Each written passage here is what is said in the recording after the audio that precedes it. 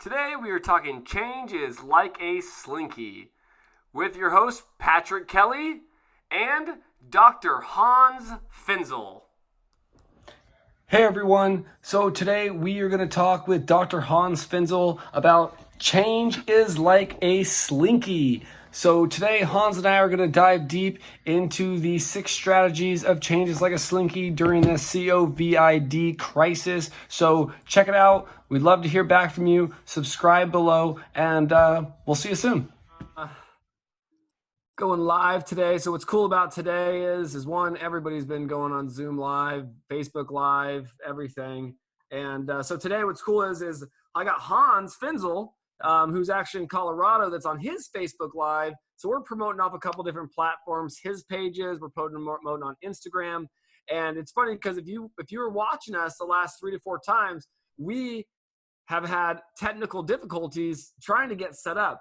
And what's great about it is that's a perfect example of what is happening today and how we're going to lead into this segment. So Hans, why don't you go give a shout out to all your people on Facebook and say what's up, Hans? Hey everybody, welcome to our Facebook Live, and this has been hilarious if you watched the first 2 clips that we had to stop. And this is being replicated millions of times all over America, all over the world, people trying to work from home. Now, you and I already work from home, but we're trying to do some new things right now by simultaneously recording a Zoom call, doing Facebook Live, Instagram, and what other platform was that it? Yeah, Zoom, Instagram, and Facebook Live. So three platforms. Yeah, we're doing a three for one with two different audiences. So we hoped we did this today because we hoped that we could reach a little bit more people. And it was funny because I told Hans last week, I texted him and I go, Hans, I have a great idea. And so I'm a big follower of Hans, even though I'm going to give you some good props here, Hans. So even though Hans is my co-author, he is my mentor. I follow him religiously. I use his books in my leadership teachings. And I even promote his podcast and everything. So what's great about this is I was going through the book last week and I'm like, oh my gosh. I'm like, Hans, again, you are a visionary. You saw this coming. So it was really cool. I told Hans there's some really good points in the book. And I think this is a perfect segment to lead into Hans talking about what change is and how change is like a slinky. If you want to say anything else before, Hans, this is not scripted. So whatever. Okay. Well, I just saw a friend of ours from Budapest, Hungary. Aniko Kobes is watching Facebook Live. So, hey, Aniko. And some people may not know. They're going to be watching this live. They don't know about our book. So the one that you and I co-authored is Millennial Boom, helping millennials and boomers thrive together in life and work. That's how we came together. That's how we met. We wrote this book together. But today we're talking about a different topic, the topic of change. Because if there's one thing everybody is facing right now, it's massive change. So the name of my book that I wrote a number of years ago is Change is Like a Slinky. So let me just tell you a little bit about the Slinky. I raised 4 children. We have 10 grandchildren. And I still think the greatest toys.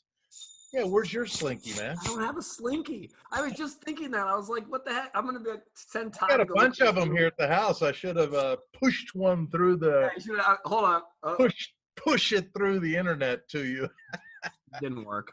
Best toys don't have any batteries. And so even you just had a power outage because in the first video we tried, you had a power outage.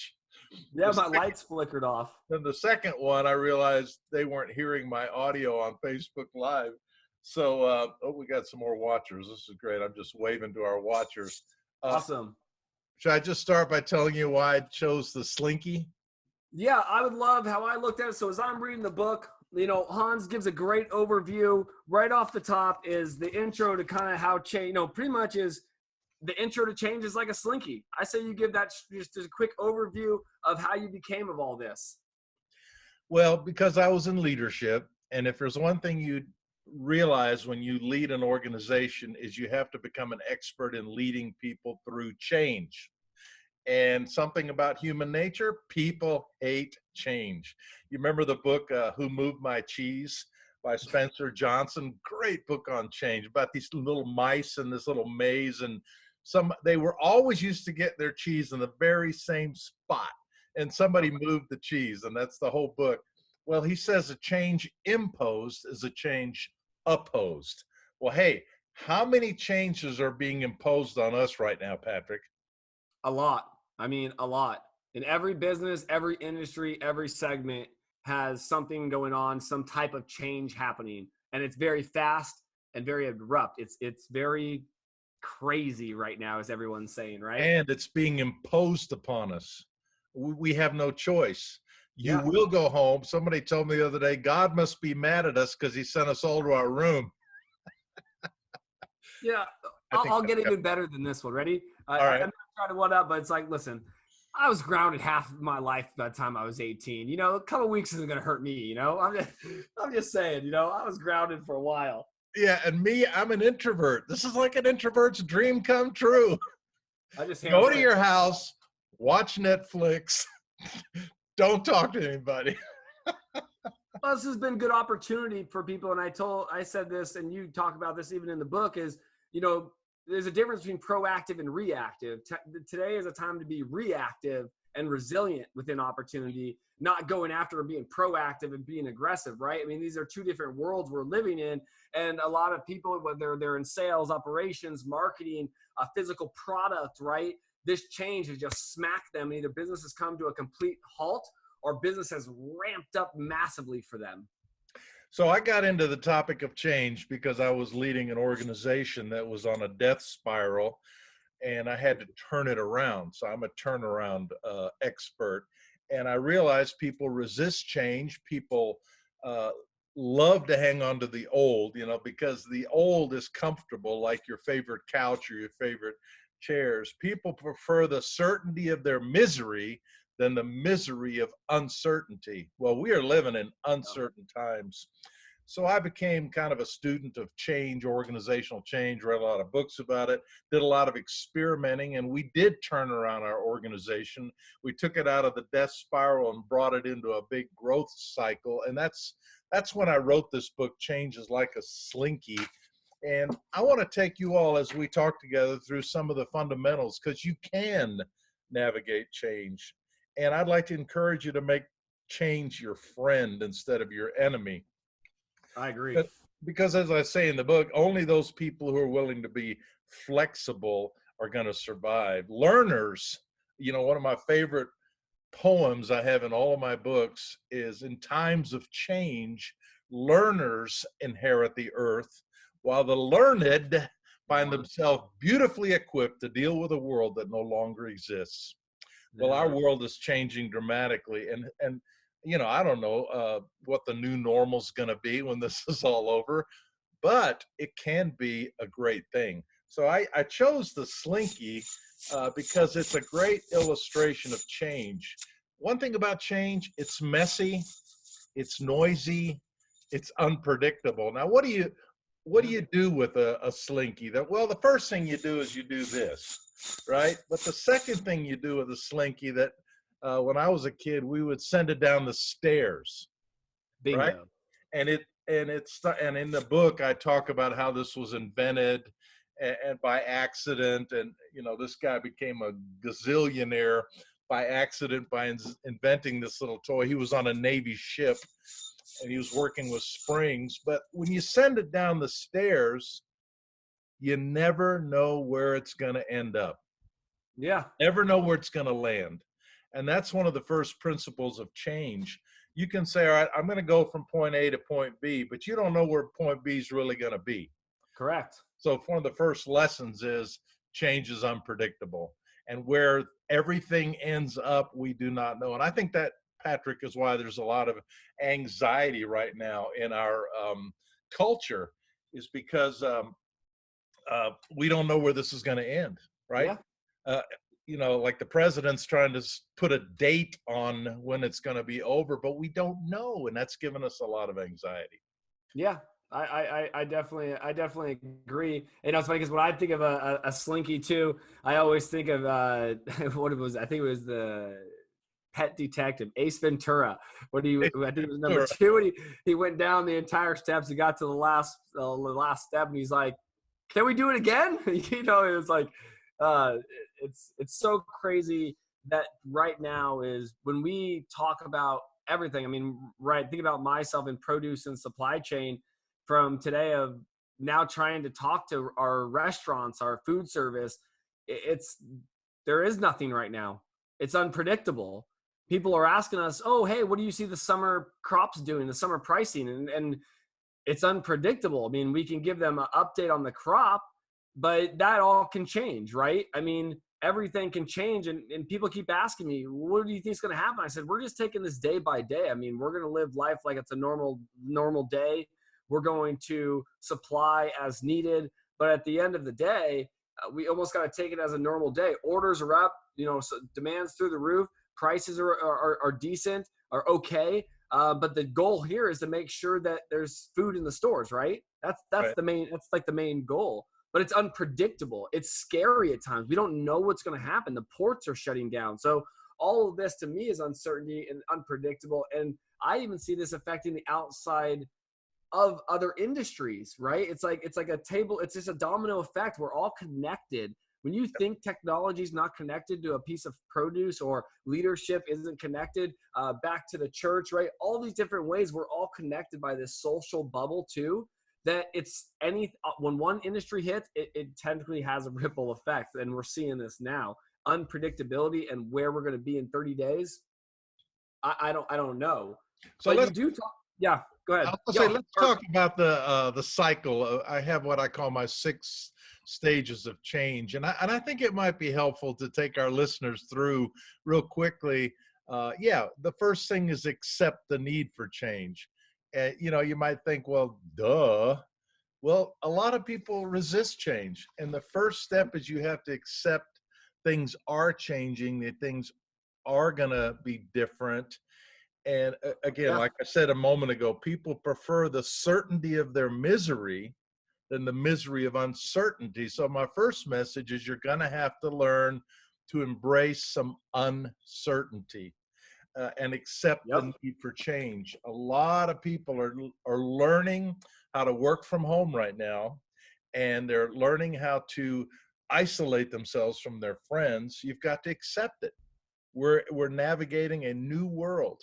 And instead of fighting it and getting depressed, say, well, you know what? This might be the best thing that ever happened to my business. Yeah.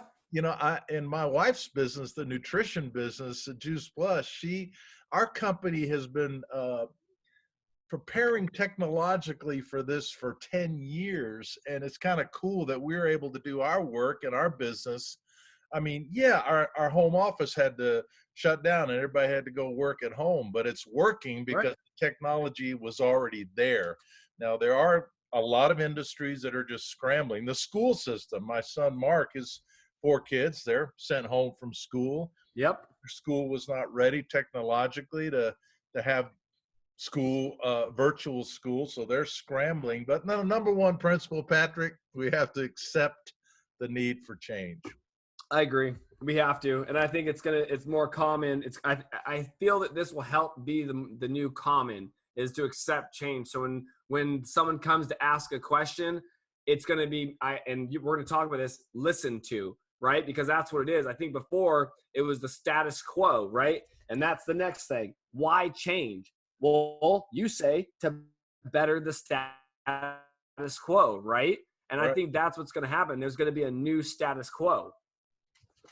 And I we think don't know what that's going to be. No. We have no idea what the new normal is going to be. And I think in one way, we're all longing to go back to the good old days of two months ago. And we made Right? Not the good old days. Oh, the good old days. When? Not 2 months ago. Yeah, 2 months ago, the good old back. I remember when my wife and I used to go out to eat. Oh man, that was awesome back in Way back in how long has it been? 20 years? No.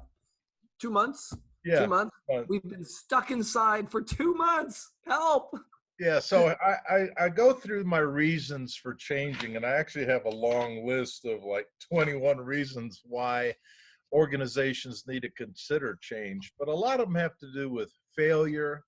You're not making money, Yep. stagnating, you're on a decline. Like I said, when I took over the ministry World Venture in back 25, 30 years ago, and I led it for 20 years. We were on a death spiral, and the reason we needed to change is because we were declining.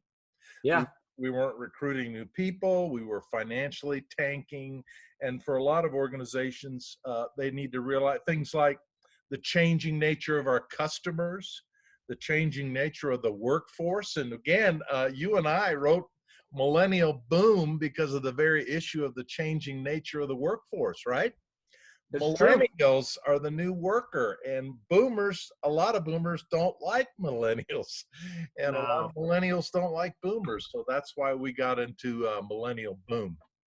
True, but I want to, I want to throw something out there is because I've seen this a lot. So, and I texted you about this, and this is going back to the millennial boom.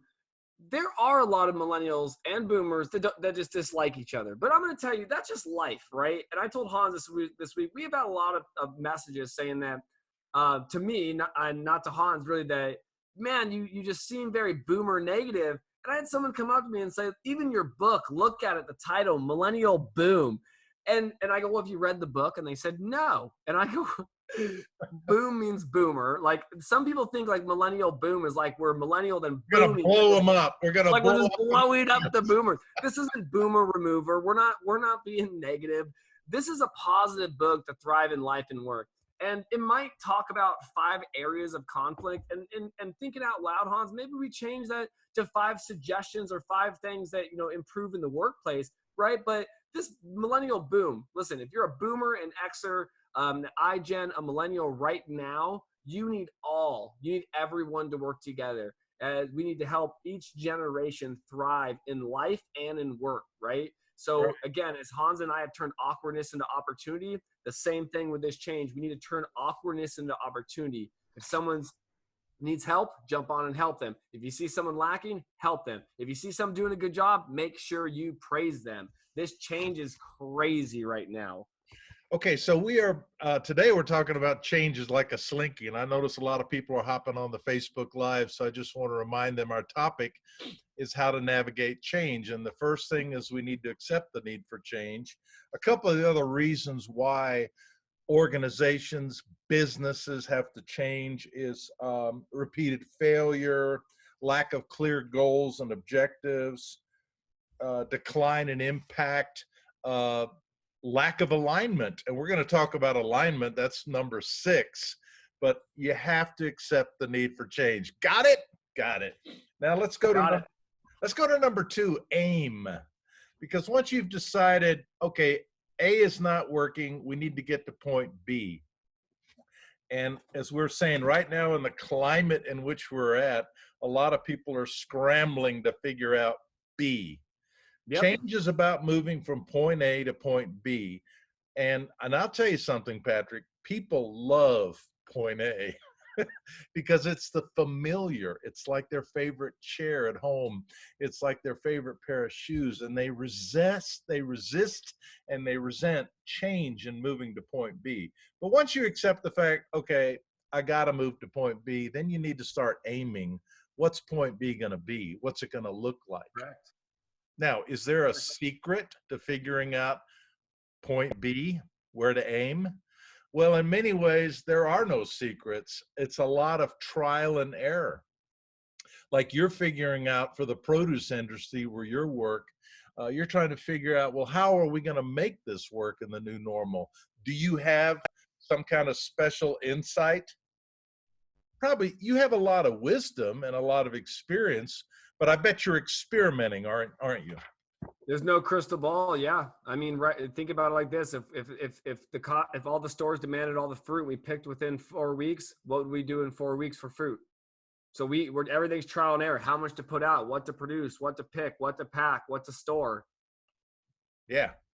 And I would suggest you make a list of 10, the top 10 ideas of how to get to point B. How am I going to figure out the new normal? How am I going to figure out how to do my work now in a different environment? Or even if it's not about the current shelter in place environment, because this is some of you will be listening to this when this is all blown over and the wave has gone through our society, and you're still going to be trying to figure out the new normal. So one suggestion I always make is just start with 10 ideas. Just write down, here's 10 possible ways that I could uh, fix my situation and try to improve it.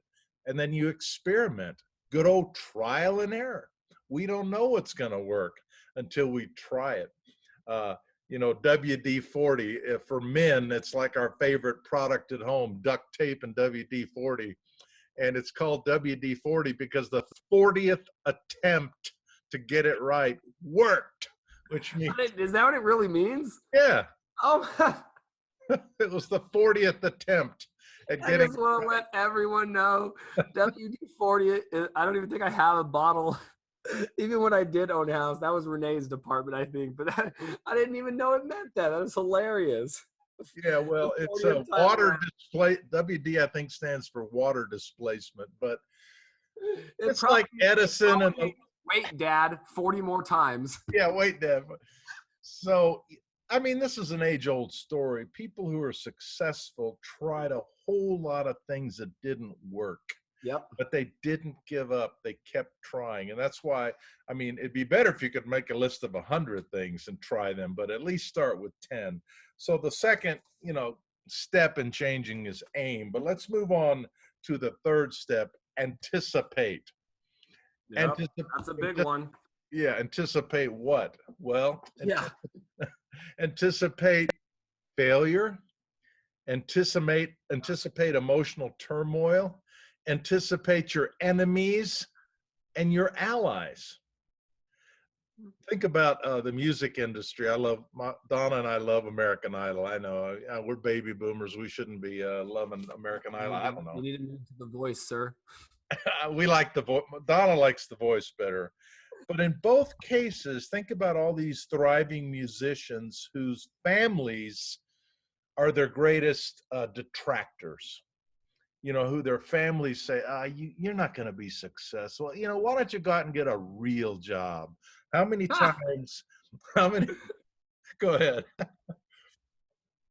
No, that's life. Go on, keep How going. many really successful artists were told by their families, why don't you go out and get a real job? In fact, Donna's been in her nutritional business now 20 years, Juice Plus.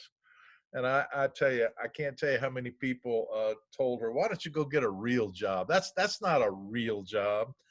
Well, all I can say is we've been making real money for 20 years, keeping our family thriving. So Yeah, right. weird, isn't it? It's not a real job, but there does seem to be real money involved. Listen, I've never seen the fake stuff being when they say it's not a real job. I've never seen the fake money go into my account. It's always been real money. So So anticipate your allies, anticipate the people that will help you along your journey, and anticipate your resistors. And I have a really cool little diagram in the book. Actually, I think it's in a different one of my books, but it's a continuum of the people that will always resist you, and the people that'll be your raving fans. And I think it's about 15% resistors, naysayers, about 15% raving fans, but in the middle are the 70% who are the people from Missouri, the show me state, right? They're like, show me. And they're fence sitters. And it's fine because they're going to watch you. And when you become successful, they'll get off the fence and follow you. But Patrick, some people have a real problem. And that, who do you suppose a lot of people focus on in that continuum of three different populations? A lot of people focus on the resistors. I was going to say the negative ones. Yes, they focus on the negative ones, trying to turn them around, saying, well, I really can't move forward with those people being against me. They don't understand what I'm trying to do. So I'm going to put all my effort into convincing them I'm right. And so they'll follow me. Bad idea. Bad idea. Where should you put most of your energy? In the 15% who are the raving fans, who are your allies, who become your guiding coalition as you move toward change. So don't focus on the negative people. Right. Turn them off, tune them out, and focus on the people that are say, hey, you know what? that might be a really good idea. Let's do it. And isn't it Yep. too, Patrick? We like to follow positive people, not negative people. I agree. I mean, I was telling someone the other day, he called me and said, how you doing all this, through this crisis? And I said, good. Obviously, Hans, we're in the midst of kind of going through changes because we're working on deals to be booked for, and now they might be canceled. I've had other events that are canceled. But then the gentleman said, he goes, how are you doing though? I said, oh, good. And I go, I pitched a couple of people last week, and they just didn't like it. They said I was negative, kind of the same things we talked about. And it was funny because he goes, you're just in front of the wrong people. He goes, those people you're in front of, he goes, they're jealous, they're naysayers. He goes, if anybody comes up to you after you give a speech or a professional speech somewhere and says, can I give you advice or can I give you some feedback? He was just like, you're in front of the wrong people. And those people, he goes, they're negative, they're followers, right? And we've learned that, right, Hans? They're followers. Yeah. They look at everything, they comment on everything. It might be negative, but they sure follow, right? So I do agree. We want to stay away from the negative people. But as I always say, right, there are always going to be those negative people that are just kind of grinding into it. Yeah, you were telling me about that you went to this conference in Tampa not long ago when people were still having conferences. And yeah. Back then. Oh. And you got, yeah, way back then, like 6 weeks ago. And so you were telling me about this one guy who was so negative against you. And that's a great example. And that's, we're talking about books and people reading books, and you'll have the same thing. You'll have 15% is like, I can't even believe they published this. What a piece of junk. And then you'll have people who, like you were saying, oh my gosh, this is the best thing I ever read. And then you'll have the middle people who are on the fence, and they'll decide later. So anyway, anticipate. That's step number 3. We're talking about changes like a slinky. We're talking about how to navigate highly changing times. We've been through step number 1, accept the need for change. Step number 2, aim. At your point B, we're moving from point A to point B. Number 3, anticipate your adversaries and allies. And anticipate your problems, anticipate your opportunities. That's where we talk about a SWOT analysis: strengths, weaknesses, opportunities, threats. Number 4, I call attack. All right. And another word for that would be action. There are some people who have what I call the paralysis of analysis. They just keep thinking, but they're afraid to pull the trigger. They're afraid to act. There's no substitute for action. Patrick, why do you suppose some people are afraid to act? I mean, I say it's afraid of failure. They don't know if it's going to work or not, so they don't want to act on it because being seen as a failure it's a risk. It's the risk reward. Exactly. Fear. Fear of failing. All kinds of fear. If there's one thing that paralyzes us, it's fear. Fear of failure, fear of embarrassment. In the Asian world, China, that whole Asian culture, they have fear of losing face. And it's huge. Yep. It's huge in the Asian culture, fear of losing face. So for a whole lot of fears, we don't act. But this is where you have to be courageous. You have to very courageous. And sometimes people get paralyzed by they get down, they get depressed, like, oh my gosh, I'm failing. I can't believe I have to work from home. I don't know how to navigate this. Can I give you one key to success? Just start acting. Do something. I mean, you and I are doing this Facebook Live Zoom recording right now, and it's inspiring, isn't it? Yeah, no, it's funny too, because I'm looking at this and my Facebook, because whenever I talk, you have to sit there and stare at your Facebook. So your Facebook Live people can only hear me through the microphone, but they can't see me. So this is all new, but again, we're executing something we haven't tried before. And then once we get feedback from it, guess what we'll do? Tweak it a little bit. And then next time it'll be a little bit better for everybody to view. So yeah, right? Well, actually, they can see you, Patrick, because I've got I'm going very low tech here. I've got my phone pointed at my Zoom recording. Okay. So Yeah, so my face, they do see you, and they see me. All right. So all my people see you, except on Facebook Live, my camera just shows me, and then my right. Instagram shows to the computer. So Yeah. yeah, mine.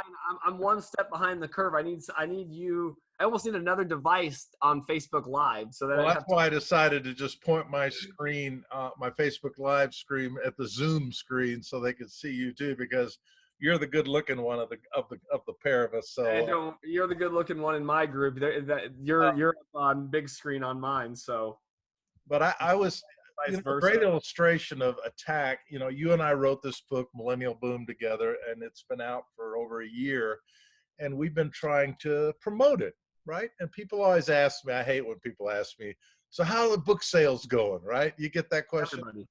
I get it. I get it almost every day that I sell a book. Someone asks me. Yeah. So I'm like, and I don't really want to answer the question. It's not a multi-million-dollar New York Times bestseller.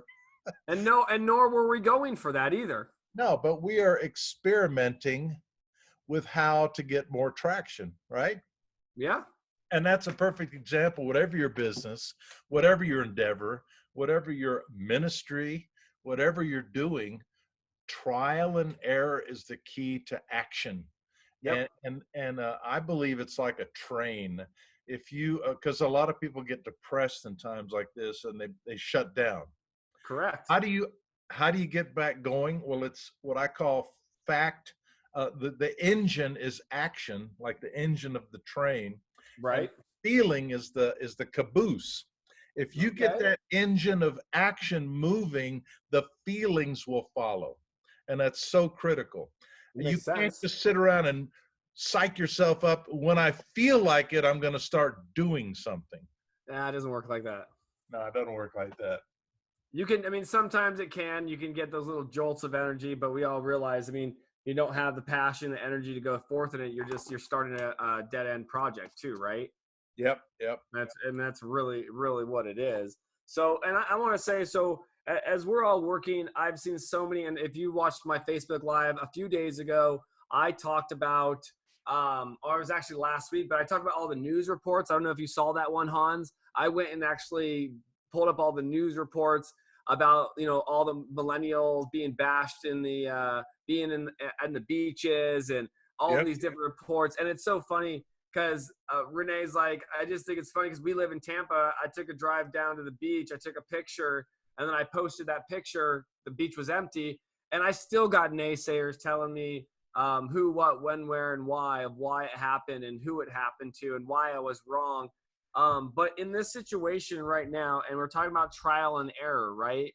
Yep. I just so you know, 2 weeks ago, I had a meet. Actually, I'm sorry, I would say a month ago. I had a gentleman. I reached out to. I said, "Hey, I want to set up a Zoom call. I want to get on virtually." And the guy goes, "I don't do Zoom." I mean, all caps, exclamation point, exclamation point, exclamation point, like boom, boom, boom, boom, boom. And I'm like, okay, so how do you want to do it? He goes, we do conference calls. We'll send you the link and you dial into our conference call. And me and my buddy were like, well, geez, man. I go, no, we don't do Zoom, and this is what it is. So it's very interesting, these generalizations, right? Because everybody's working from home, but everybody, if you watch these little memes and all the reports, they're still bashing each generation too. So Right. as you talk about change, we got to look at something. So I'm going to throw some numbers out here because we're talking about change here too. So right now I have a breakdown of each generation where we sit today, right? But then what I did was I got the research from Pew Research, and what they did was they broke it down to from 12 to 17, 18 to 24, 25 to 34, and they started breaking down each generation, right?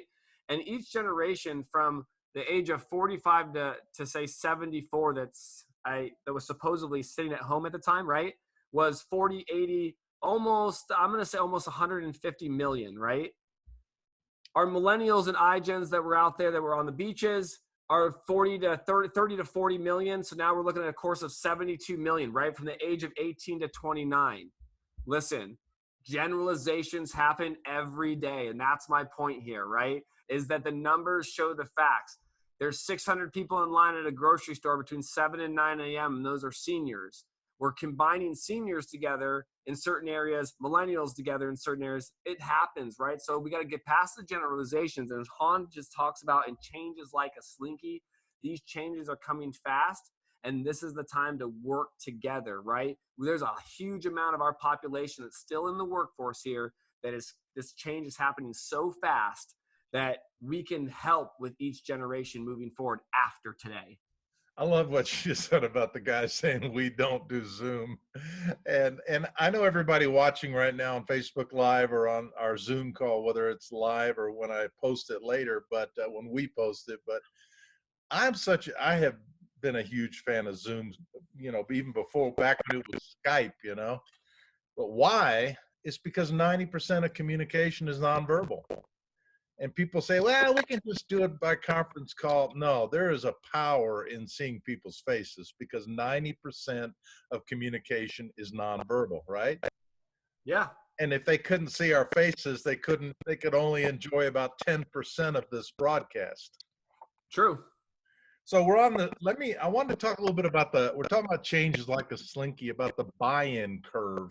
I had talked, and that's actually where that chart is on page 170 of the early and late adopters when it comes to innovation. And those percentages are a little different than what I have in one of my other books. But buy-in, in fact, a great book on change is John Cotter's book called Buy-in. And of all the people out there who are experts on organizational change, John Cotter is number one, Harvard PhD professor. And he's got a fantastic book called Buy-in, because that's where we're at now. When in the cycle, after you attack and you've already accepted the need for change, you have aimed at where you want to go, your point B. You're anticipating your adversaries and allies. You're on action now. You're attacking. And the next step is going to be adjusting. But before I get to that, again, you're going to have some people that buy in early and some people that won't buy in. And I actually list out the 5 positions that people take as changes being imposed upon them. And as we said a few moments ago, I know some of you have joined this Facebook Live after the beginning of this broadcast. A change imposed is a change opposed. And millions and tens of millions of people right now are having change imposed upon us. Go home, stay home, don't do what you normally do, and try to figure out how to work from home. And so here are the 5 different. Figure it out. What's that? Figure it out. Yeah, go figure it out. We had a school system here, the Denver school system, that just bought 9,000 Chromebooks to give to all their the students in the Denver public school system. I thought, well, that's pretty cool. Where do you pick up 9,000 Chromebooks overnight? Apparently, they found them. China? I guess they're more abundant than toilet paper.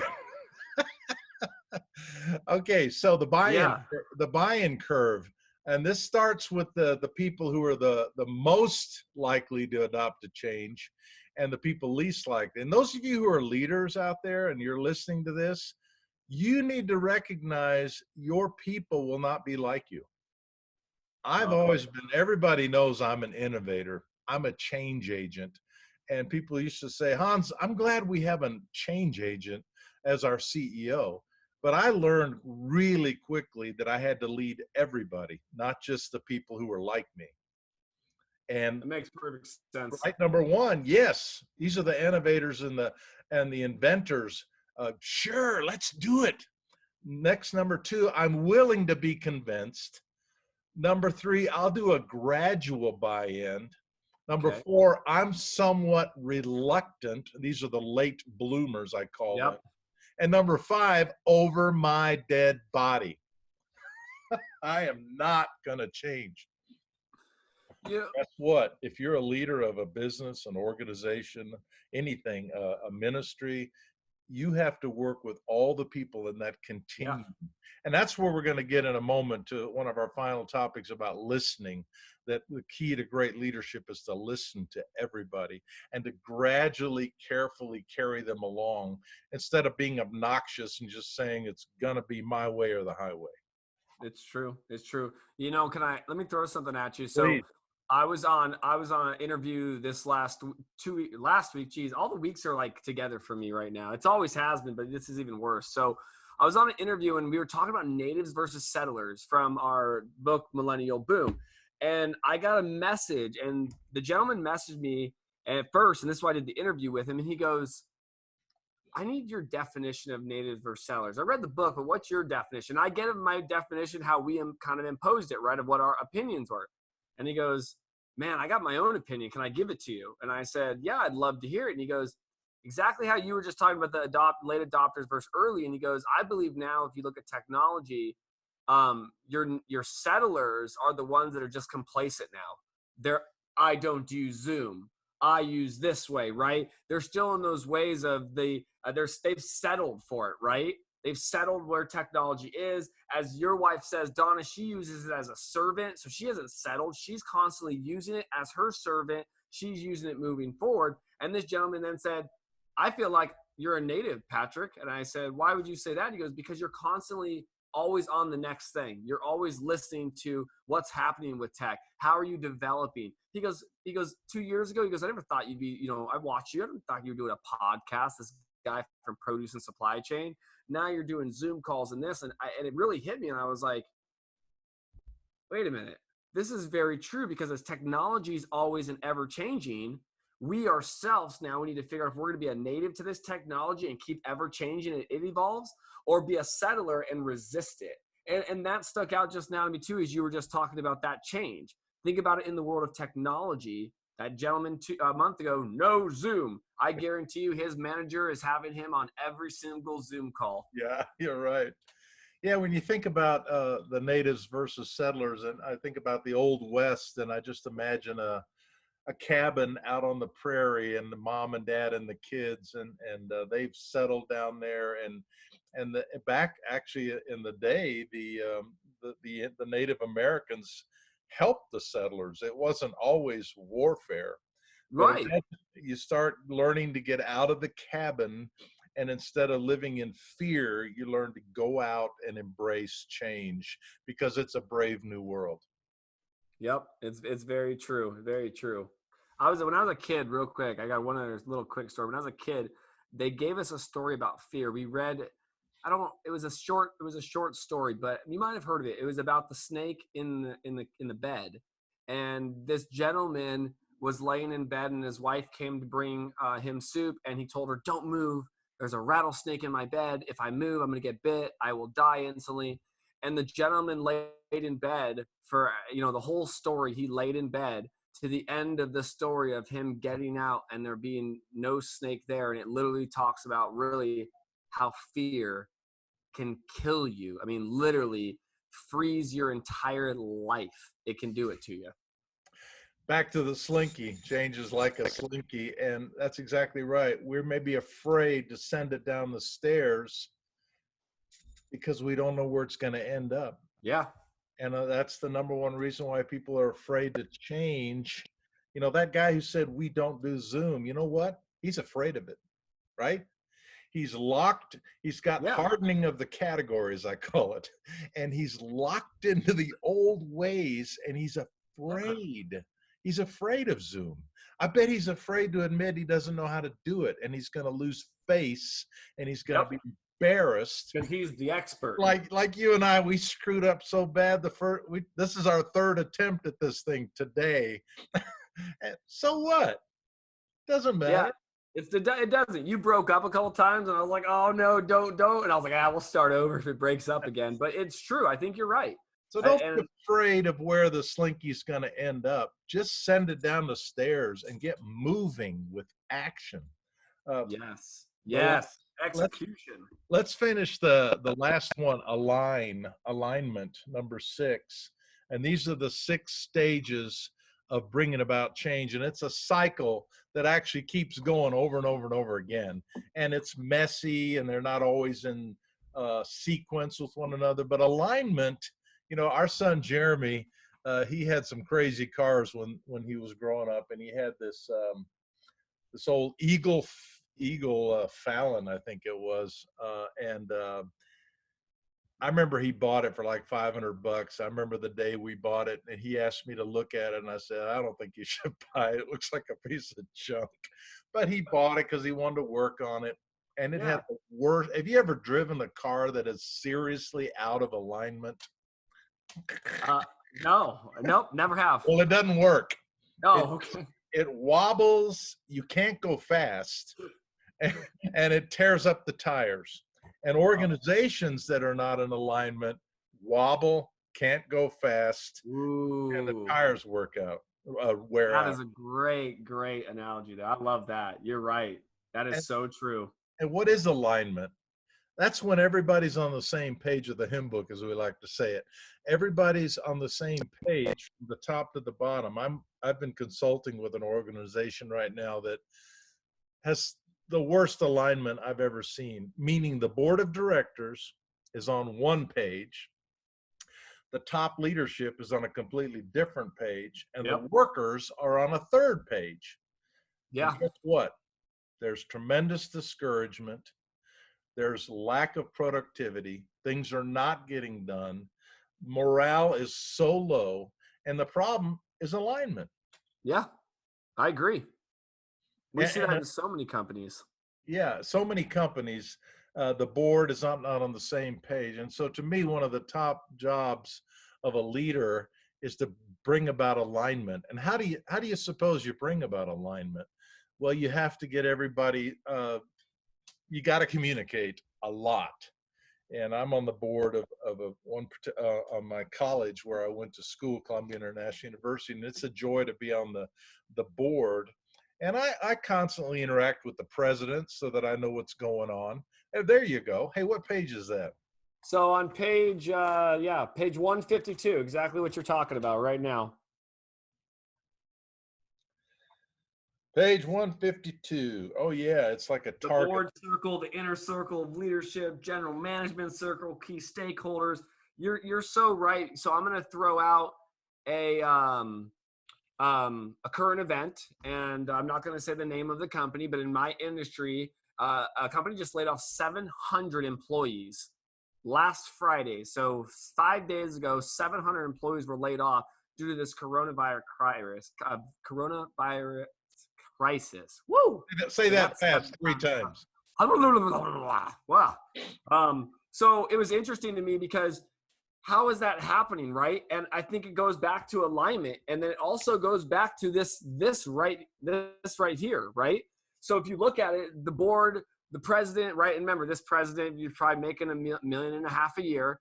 They laid off 700 employees. The article said anywhere from employees that make $35,000 a year all the way up to $150,000 a year. People that have worked there from 9 months all the way to 20 years. People got laid off, right? And maybe they're setting an example for what's going to happen in the future. But I just believe that as an alignment, like you're saying, that all of these levels weren't aligned, because how can you lay off that many people within the organization, all the way down to the janitor, up to someone who's making a couple $100,000 a year? That means each person was, like you just said, each one of those, what would you call them? The leadership categories. Circles of ownership. So each of those circles of ownership had their own sense of ownership, which is why now the lower people are getting laid off, and they're still making $1 million salary. Because last time I checked in the news, and the stocks, because they're publicly traded, they didn't cut their $1.5 million salary down. Right. They laid off over $3 to $4 million in salaries. Now, again, maybe it's the worst of yet that's going to come, and maybe they're just being the forefront of it. But again, there should be things, alignment. Yeah, let's finish with the topic of listening, because it's one of my favorite. How do you bring about alignment? Well, you won't bring about alignment as all you do is talk and you never listen. Alignment happens with communication through all those circles of ownership, from the board to the owners to the workers to the frontline customer service people. Yeah, it's circles of ownership from the inside out. And the more communication there is between all those circles, the more alignment you'll have. And if you drive a car like a great German car, like a Porsche, that has great alignment, I tell you what, you can go so fast. Alignment is such a key. I always say, Patrick, as you know, the most important word in a leader's vocabulary is listen. Correct. Listen and learn. And in times of change like we're living in right now, there's nothing more important than to listen to other people who are being successful, who are navigating this. Take a big pill of humility, like Yep. that guy who said we don't do Zoom. That is just pure arrogance. Take a big pill of humility and say, I'm going to learn new stuff. I'm going to learn how to do things differently so that I can change, so that I can survive and thrive. I agree. I agree. Shout out to my professor from college, Dr. William Rice. He taught me at a good age is to think about how to think about things differently. Yeah. Right. And Exactly. that was him. Right. So I totally agree with you. So if we were to say, you know, as we're into this listening stage, how do you feel since we're on Zoom, right? Because, and I could do this right now, and I'm going to just for our audience. So bam. So now we're in the middle of the COVID and I just shut you out, right? We're in the middle of a conference call and I just shut you out. Now let's talk about that. This is not disrespect. This is not anything. I believe that this is just a sense too of just like having to blow your nose or walk out of the room if you got to pass gas, right? I mean, think about that. Some of these things too that we have for technology, right? Where we're at, I'm going to shut you out of the system for a second, or I might do this. Right? Exactly. Now I see Donna and Hans. So during this time period, as Hans is talking about all these different areas too, this is a time, right, of massive change. And if we read and go through the phases again, I mean, accept, aim, anticipate, attack, adjust, and align. Those are 6 powerful words. Powerful. Yep, they are. And remember, in times of change, learners inherit the earth. Yep, you're right. That find themselves beautifully equipped to deal with a world that no longer exists. By the way, people are asking, where can we get the book? And I know my friend in Budapest was asking me where to get it, and Amazon. It's sold wherever books are sold, but as we know, most books are sold on Amazon. So change is like a slinky. Correct. And I'm not sure right now with shipping. I think right now with Amazon, it's 4 to 6 weeks behind right now if it's not essential goods. So that's not entirely true, because I've been really. I bought a few things, hardware in the last couple of days, and it showed up as normal in 3 or 4. Oh, you are lucky. I've already had stuff tell me that it's not going to be delivered and to expect delays. I was trying to order some more podcast equipment. It depends on, I guess it depends on the suppliers, but I green screen. But either way, so I agree though, Amazon's the best way. I'm gonna try, and Hans and I had to get back on and do a little bit more on Millennial Boom. I got a couple more ideas for Hans with his Blue Book of Leadership as well, and also the top 10 ways of leadership. The top 10 leadership ways to be a great leader. Top 10 ways to be a great leader. Sorry, I have that also on the shelf that I've been reading while I've been through this crisis as well. But again, if anybody has any questions, wants to reach out to us, we're going to go ahead and do another live session again next week. We don't know what could be Millennial Boom, could be leadership, but either way, we want to support you during this time. Kindle, we have Millennial Boom on Kindle, so you do not have to order it. So if you do want to check out Millennial Boom too, we have the Millennial Boom on Kindle. And we will be coming out hopefully with a little promotion for you guys here soon. Check out millennialboomnow.com, and we appreciate everybody for watching and tuning in today. Hans? Yeah, we'll see you, and hang in there. And remember, be willing to embrace change. It can be the best thing that ever happened to you. Thanks, Patrick. All the time. All right, Hans, we'll see you soon. Bye, everyone. Please don't forget to hit the subscribe button below and follow the Millennial Boom YouTube channel. And also, check out Hans Finzel on YouTube.